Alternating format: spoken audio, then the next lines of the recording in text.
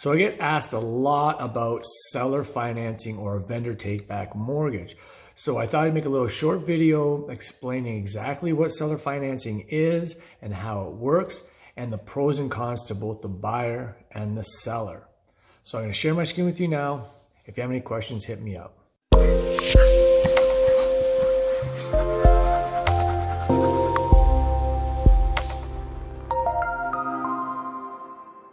I get asked a lot from people about seller financing or a vendor take back. So I'm going to go over just the basics of this. So it's going to be a very brief video on the basics of a seller financing or a vendor take back mortgage. So what is seller financing? Well, it's exactly what it sounds like. The seller is providing the financing instead of the bank. So the seller now becomes the bank, and the seller can hold a first mortgage, and that's totally negotiable between the buyer and the seller on how much the mortgage is going to be for. So how much the seller wants down, how much interest they want, and how long they want to hold this mortgage for. But it's more common for a seller to hold a second mortgage. And so in this case, if the seller is holding a second mortgage, then the buyer will still have to go to the bank for a first mortgage. And then they're going to have a second mortgage as well, which sometimes will help subsidize the down payment. So you don't need to have the full down payment. And that's probably the most common reason why an investor would be looking for a vendor take back. So an example here, so you have a purchase price of $400,000. So the seller is going to hold a mortgage of 80% loan to value at say 6% interest for 2 years. So a $320,000 mortgage that the seller is going to be holding. It's going to be interest only payments. So your payments are going to be $1,600. So the buyer is paying the seller $1,600 a month, interest only. Okay. Example number 2. We have a same purchase price, $400,000, but the seller holds a second mortgage of 10%, which is $40,000, and you're holding this at 8% for 2 years. So interest only payments of $266.67 per month.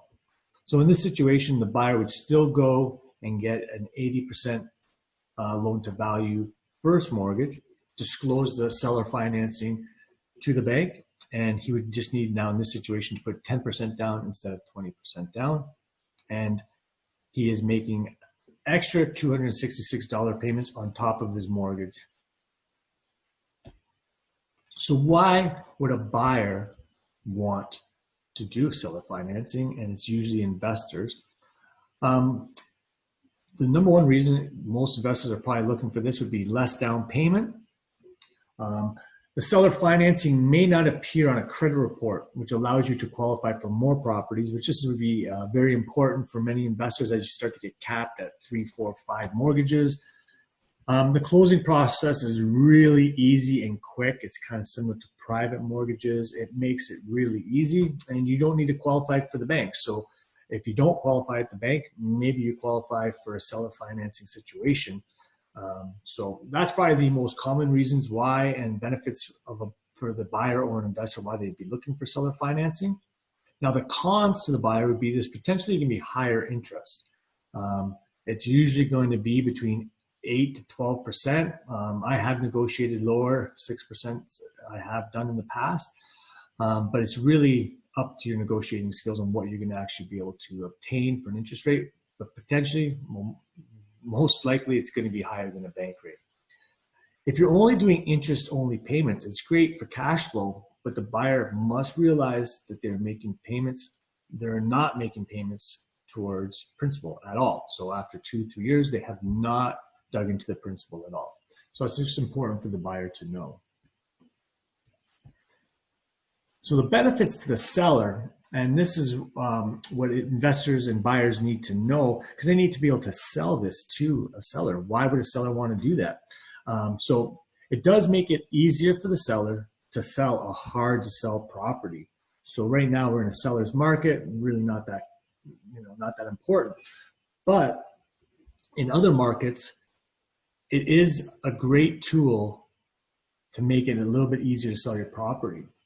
A another benefit, something to myself, if I want to sell one of my properties, I get to continue to make cash flow from the interest only payments. So I sell the property and make a great bit of money, and then I also am still making money. So that's important. And then you get to defer a portion of the capital gains tax. So that's important. The part that you're holding and financing gets deferred, which many sellers would be happy with that. And you also have collateral from the property. So as an investor selling a property, if the buyer does not make its payments, you can foreclose on the property and take the property back.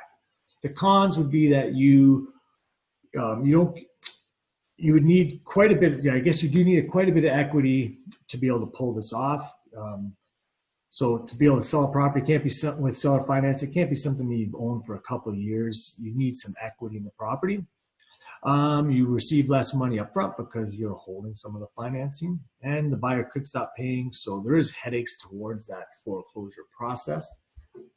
But I would say that the cons are outweighed by the benefits for sure on this for the seller as well as the buyer. So those are the basics of it. If you have any questions, feel free to hit me up. Here's my phone number, my email address.